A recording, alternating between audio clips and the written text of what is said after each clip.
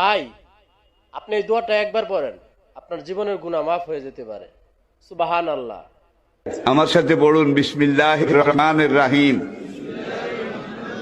আস্তাগফিরুল্লাহ রব্বি মিন কুল্লি যামবিন ওয়া আতুবু ইলাইহি লা হাওলা ওয়ালা কুওয়াতা ইল্লা বিল্লাহিল আলিয়্যিল আযীম।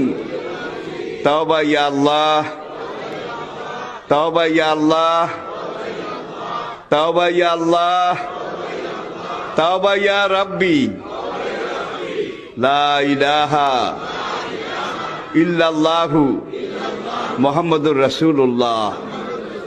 আল্লাহর কসম, পিছনের জীবনে সব গুনাহ আল্লাহ মাফ করে দিয়েছে এই তওবার কারণে, সব মাফ করিয়া লাইছে।